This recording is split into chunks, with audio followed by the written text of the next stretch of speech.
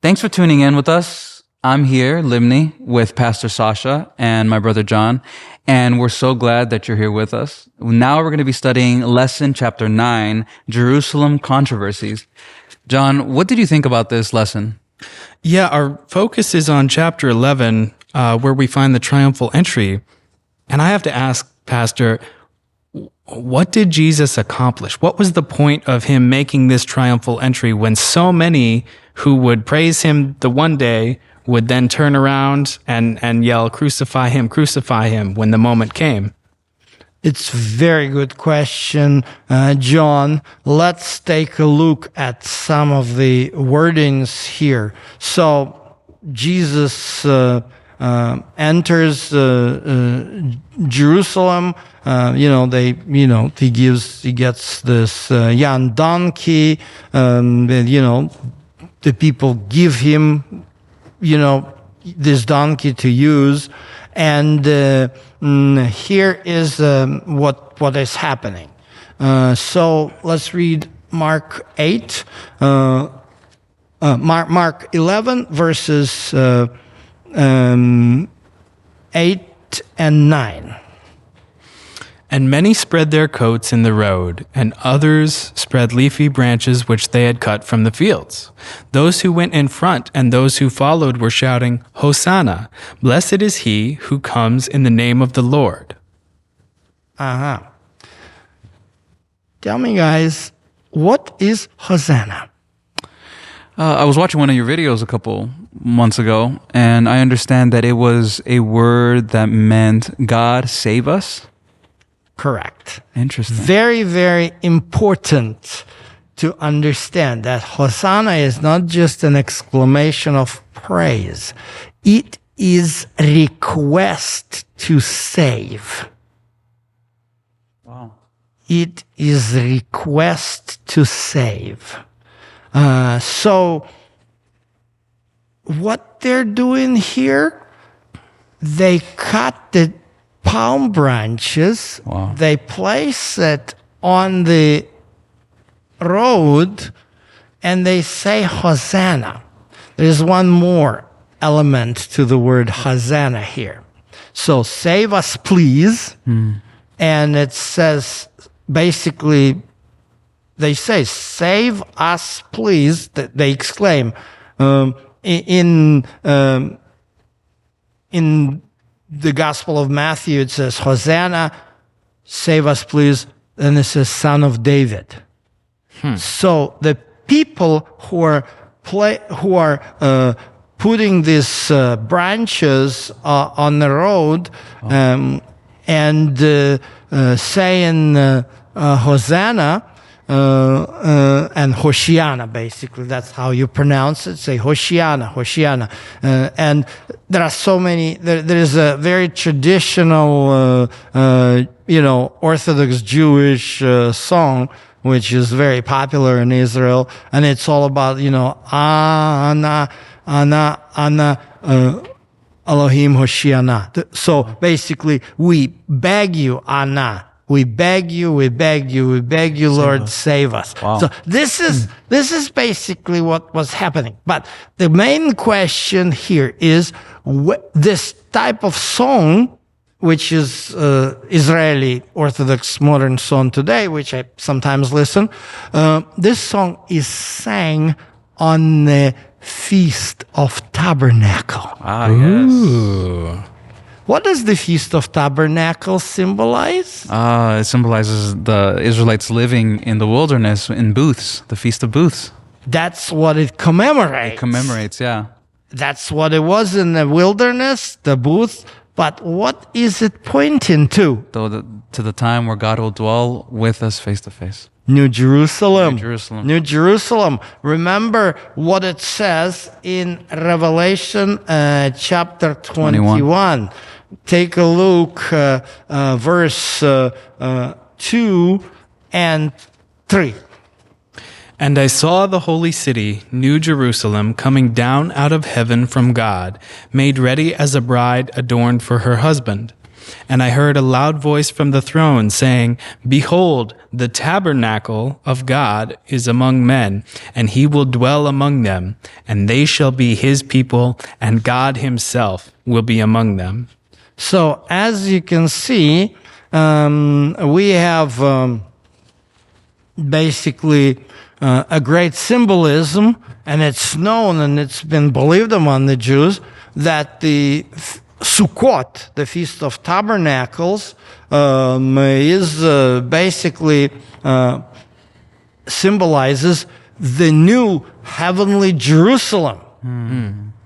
So basically, when we look at, again, I have to go to the Gospel of Matthew to read a little bit of more details. Here, take a look at Matthew 21, verse 8 through 10. Most of the crowd spread their coats in the road, and others were cutting branches from the trees and spreading them in the road. The crowds going ahead of him and those who followed were shouting, Hosanna to the Son of David. Blessed is he who comes in the name of the Lord. Hosanna in the highest. Yeah. So basically what they were doing is they were presenting, they were making exclamations the same way as in the last day of the Feast of Tabernacles. And they're ascribing the messianic title, Son of David. Yeah, exactly. And the last day, how do I know this? Because we do have the last day of the Feast of Tabernacles is described in the book of John, chapter 7. We're not going to read it, but here's one detail, which Matthew doesn't mention, Mark doesn't mention, but take a look at the Gospel of Luke, chapter 19, verse 39.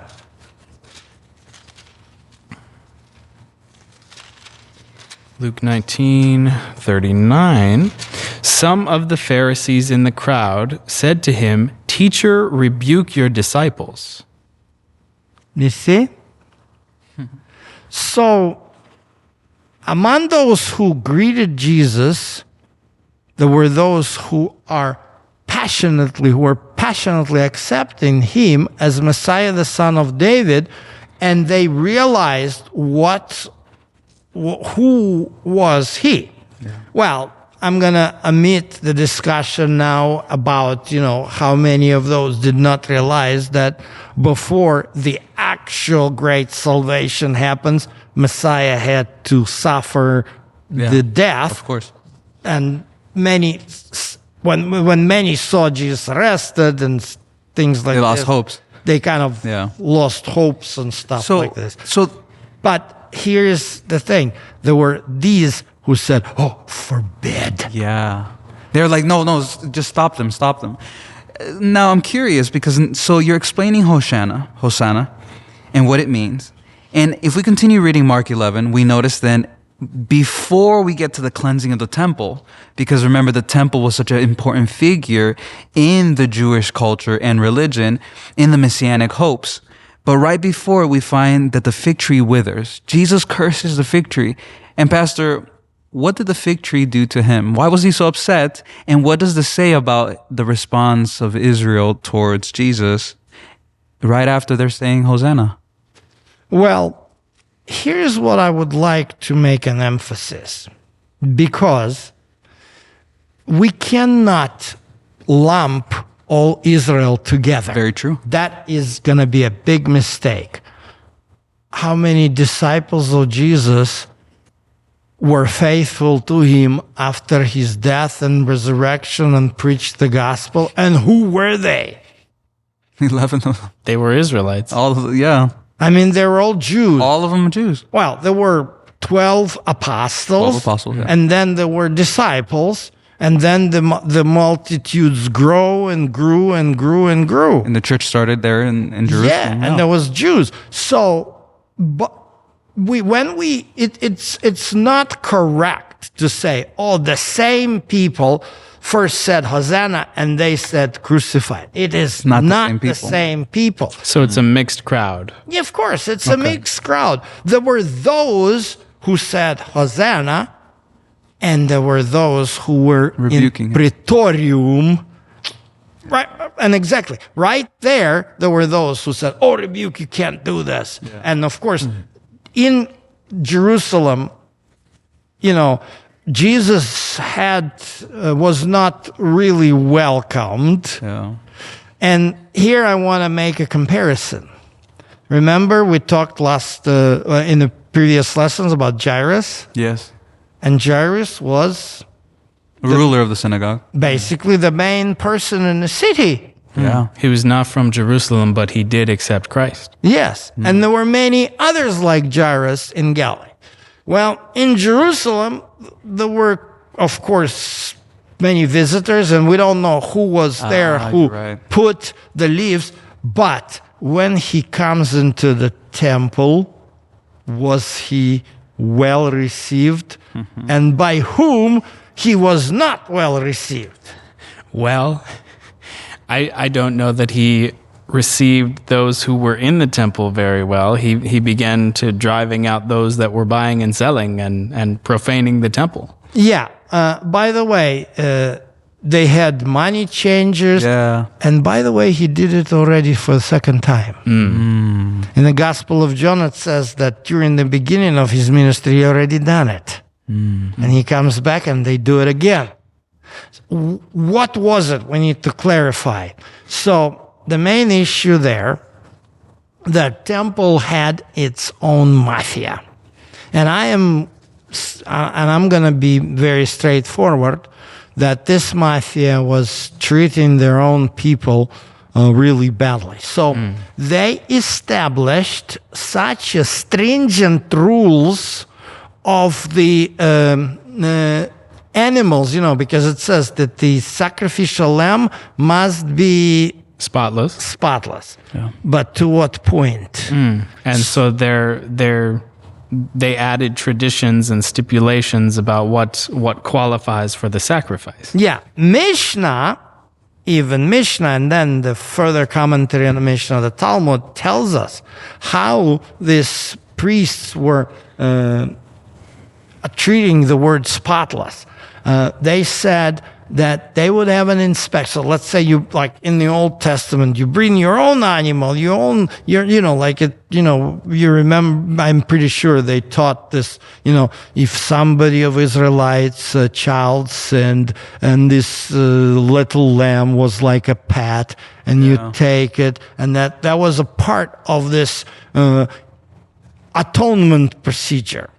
So today, back in the first century, it wasn't possible because they had an inspection. So you bring your own animal, they're going to inspect this animal to the point that the Talmud says they wouldn't even look inside his nose, inside his lips. If they see a single spot, they would not allow it. So people just stopped bringing their own animals. And what they replaced it with? Well, they had to buy them. And you could only buy with the temple coin. They had their own currency, and of course the exchange rates are not fair. And if you disagree, well, we have our own private enforcement, the temple guard. They had the whole system. Wow. Yes. A mafia. So that was the mafia. So do you see the connection, Libni? I do. He enters so often we generalize and apply this fruitless fig tree to all Jews, but that's not fair. Not true. Yeah. And what is often when as a Jew, I'm going to say very bluntly here, because of course there are many Jews today who are very aggressive against Christianity. But when we are in churches saying that this fig tree is the Jews and stuff like this, whom are we hurting? We're hurting the Jews who are actually coming to the church. Exactly. Because the Jews who are like this and I know where they are, and I can tell all kinds of stories. They're not going to hear that. Yeah. But the Jews who come to Jesus, the Jews who want to know Jesus, they're hearing that, and this is very unfair. Disheartening, yeah. It's very unfair because, like, oh, Jews rejected Jesus. What about me, my family who accepted Jesus, my mother, my father, my brother who accepted Jesus? That's not fair. And we find that the ones who really had a problem, literally in the verse 18, it says, "And the scribes and chief priests heard it and sought how they might destroy him, for they feared him because all the people were astonished at his teaching." So right there in the Bible, we see a differentiation between those who were saying Hosanna and those who wanted to kill him. Exactly. And so going back, ready? Okay. So going back to this fig tree, so you have this two-part story in Mark chapter 11. The first part is the entrance to Jerusalem. And then apparently Jesus did not have any place to stay overnight in Jerusalem. So after that, he goes up the Olive Mount, the Olive Mountain, and into Bethany. That's where his friends are, the family of Lazarus. People he loves. Yeah, and they accept him in Bethany. Now, part of lesson 9 also touches on Mark chapter 12. And I've been dying... Before we go there, so let me just finish this thought here. So he comes back and he sees the fig tree. He curses the fig tree. And then his next action is in a temple kicking out those. So who is this fruitless fig tree? These are the temple people. So he first shows, he first makes like this gesture of cursing. Oh, why are you doing it? And then they come and say, this is what happened. And he does it again and he kicks those out, all these money changers and so forth. And basically, yep, this is, so the cursed fig tree cannot be all Jews. It's the temple people. It's the leadership. Those who didn't choose him. Yeah, and they are definitely fruitless because they're mafia. And I really do like the fact that you brought that out, because in Mark chapter 11, you find that he does go to Bethany with the disciples. So there's a comparison there between the people who chose Jesus and the people who chose to reject him. Now, I've been dying to ask you this, Pastor. In Mark chapter 12, why is it that the Sadducees not believe in the resurrection? Historically, Sadducees go back to the time of the Maccabean Wars, which is about 160, 70 BC. And if, as the history tells us, at this time, Bible, we don't have any book in the Bible that explains to us, but the book of Maccabees, which is not a biblical book, but it gives historical information. And so it tells how the Syrian king of Seleucid dynasty, Antiochus III, and then his son Antiochus IV, how they occupied Judea, and how they decided to root out the worship of God and studying the Torah. And they decided to make because they wanted everybody in their kingdom, including Jews, to be the same, believe in, Hellenistic ideas, philosophy, and stuff like this. Strength through unity. Yes. So to make the long story short, they enticed the elite of Judea, which is the priests, to go along with them and allow to do a sacrifice to pagan gods in a temple. And so this is, the one, according to the historical sources, Josephus mentioned it, Talmud mentioned it, and a little bit in the book of Maccabees. The high priest at this time was Sadok. And so his followers were Sadducees, and they were priestly families. And so when the Romans come, they make, Sanhedrin. Sanhedrin is basically like a supreme judicial body, the court. So they made Sanhedrin, 72 members. Basically, 70 of them were of priests and Sadducees. And so what happened? One of the biggest problem, it's like really like something that outrageous immediately, is resurrection. Remember Paul, moment he says in Athens, in Areopagus, resurrection, he's been ridiculed. So in Hellenistic philosophy, resurrection of the body, no. And that's what it's reflected. It's adopted by Sadok and his... Exactly. Because Sadducees did not accept the prophets, only the Torah. Wow.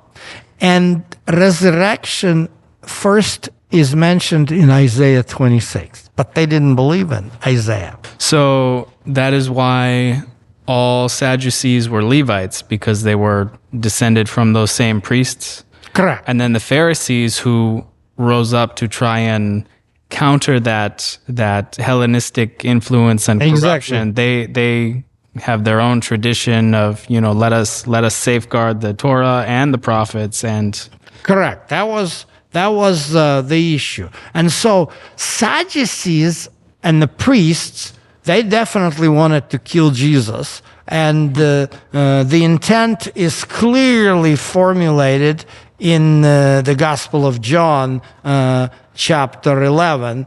That's when we get this particular statement of Caiaphas. And Caiaphas particularly says... Verse 50? Verses John 11, 48 through 50. if we let him go on like this, all men will believe in him, and the Romans will come and take away both our place and our nation. Which I think might be part of the reason why they were saying, rebuke your disciples, don't stir up trouble with the Romans. Verse 49, but one of them, Caiaphas, who was high priest that year, said to them, you know nothing at all, nor do you take into account that it is expedient for you that one man die for the people, and that the whole nation not perish. Wow. That was practically prophetic. Self-fulfilling prophecy, I would say, as John comments then. But here is the point. What do you think the Caiaphas was worried? Was he really worried about the nation of Israel? I think he was worried more about his own position and favor with Rome, who set him up that year because they had taken the practice of, you don't please us, we're going to make this other guy high priest, right? Wow. Where it had originally been a lifelong position, now Rome is involved and setting up who gets to do it. Exactly. All politics. It's political. But Pharisees were a little bit of a different reason. They had a different reason. And for Pharisees, it was just a pure jealousy. How come he is the rabbi and we did not authorize him to be that way? And that's exactly why they immediately began to ask, that's where they joined together. Look at Mark chapter 11 and look at this question when he goes back to the temple, and immediately, what happens, 27 and 28.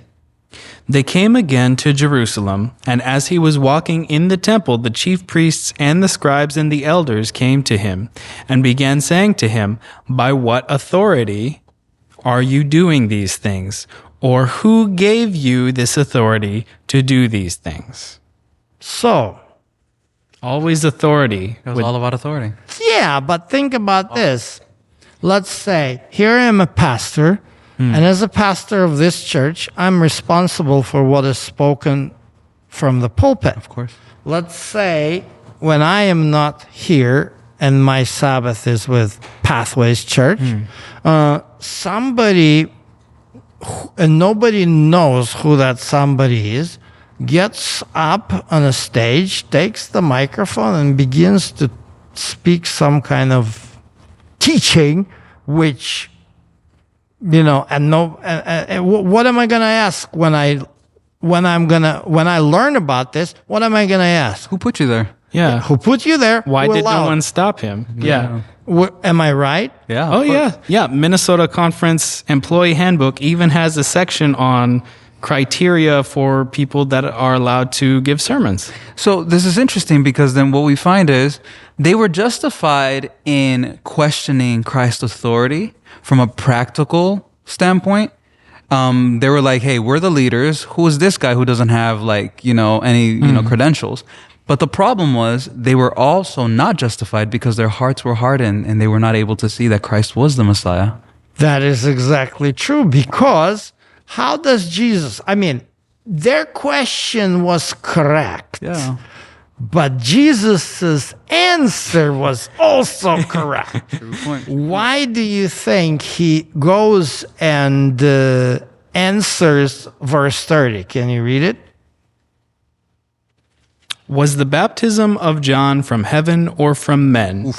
Too good. Why is Jesus asking this question?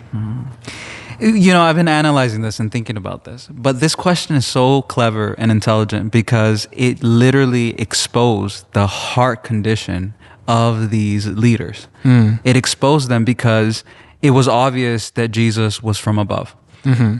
It's not the first time they've asked this question. Mm-hmm. They know the answer, and so he takes it from a different angle. You are not willing to accept me just like you weren't willing to accept John. Exactly. So let's take it back there and see what you say. Let's parse it a little bit. So, John the Baptist, who was he? He was the voice crying out in the wilderness. He was the prophet before Christ, a messenger. A very good answer from the symbolic perspective of a Christian. But who was he in a Jewish society? He was an outcast. He wasn't Really? Was he? Well, to the leaders, wasn't he like some wild man living in the woods? But to the Jewish people, he was a mighty man of God. Let's think a little bit from the other side. Who was his father? Zechariah. You're The high right. priest at one point, right? Well, a priest. I don't whether Not high priest. maybe he was even at some point take He position. was a priest, huh? So, did John the Baptist have a right to teach? Yes. Yeah, he did. He did. So John the Baptist had a right to teach, had a following. And by the way, what were the Pharisees doing at some point when John, the priest John, was teaching around the Jordan River? Well, they were causing problems. First they came to, and he said to them, Who caused you to come? Who called you? yeah. And what did they say? Nothing. Just like Nothing. now. Yeah. Nothing. Because, hey, he's one of them. There is no way they can question the authority of the priest. Wow, that's pretty. This is amazing. You know why? Because it just clicked in my head.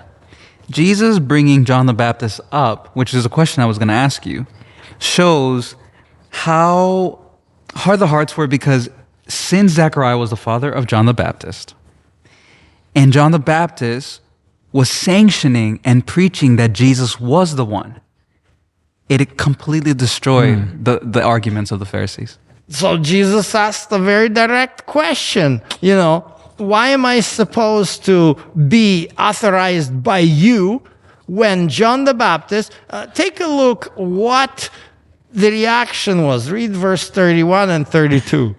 They began reasoning among themselves, saying, if we say from heaven, he will say, then why did you not believe him?